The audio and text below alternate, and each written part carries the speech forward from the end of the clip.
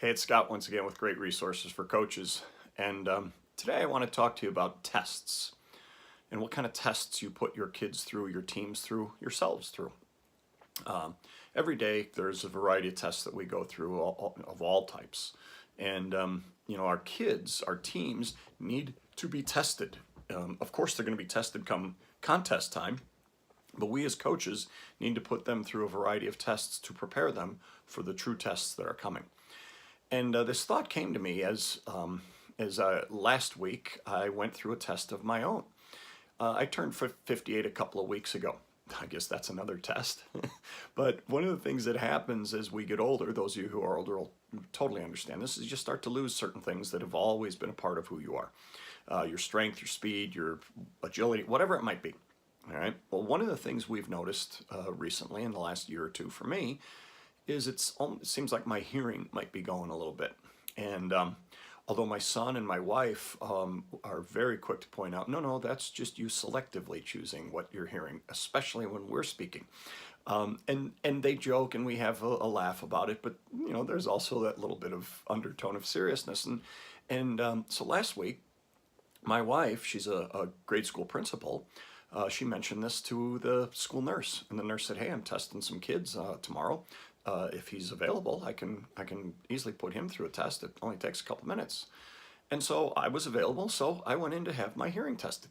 And here's the thing about the test. The nurse comes in and has me sit down in a controlled environment. It's quiet. It's in my wife's office. She puts on headphones on my ears, so everything is blocked out. And the test is merely these little beeps at various pitches, decibels, tones, whatever it might be. And she's going through the test, and I just raise my hand when I hear the beep. When I finish, she says, "Your ears are great. Your ears are better than mine." And I'm thinking, okay, think about the test that you just put me through. There was no outside sound. I could focus totally on what I was trying to do. I was so intent on hearing those beeps. That's not how the real world works, though. When I'm struggling to hear my wife or anybody else speak, it's because there's other outside noises. There's a TV on, there's me chewing, there's whatever it might be. And so I'm not selectively choosing to hear what my wife is saying, what my son are saying, or anybody else, quite honestly. Okay, maybe occasionally. But I'm still struggling to hear exactly what was being said. Okay, and so the test that they put me through to try to determine how my real hearing was a totally controlled environment, and it was totally sterile. Well, it got me thinking a lot about what kind of tests do we put our kids through? What kind of tests do we put our teams through on a regular basis? Of course, when we're teaching skills, when we're at the start of something, we want it totally quiet and totally controlled and totally, here's exactly where you go, and set things up perfectly. But eventually, we need to put them through the tests that are going to be much more realistic, much more appropriate to what they'll go through come contest time.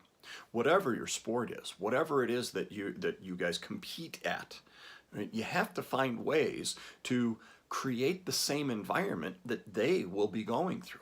I know a lot of coaches will blare music or try to even have crowd noise or whatever. When I would have, I'm a basketball coach, when we would be playing a team that would be pressing us and was a lot quicker than us, and we knew it going in, we'd go a lot of 6-on-5 and 7-on-5 types of settings just to try to simulate that feel of, oh my gosh, this is a whole lot different than what we're used to. Let's face it too, in your practices, your first teams are often going against your second teams, but in games, you're going against other teams' first teams.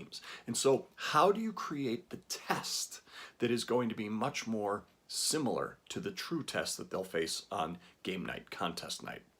And so we need to make sure that we're doing all that we can to, yes, provide the environment for teaching where we get things taught and explained and worked through in a good controlled environment, but we have to soon create an environment that's going to be so much more game-like, realistic-like. The college basketball coach, Bobby Knight, used to talk about making practices so much harder than games, and I think that's a great thought. And this is the concept. Create a test of your team so that they have to go through the difficulties that they'll face come game night. Thanks a lot for listening. We'll talk to you again next week.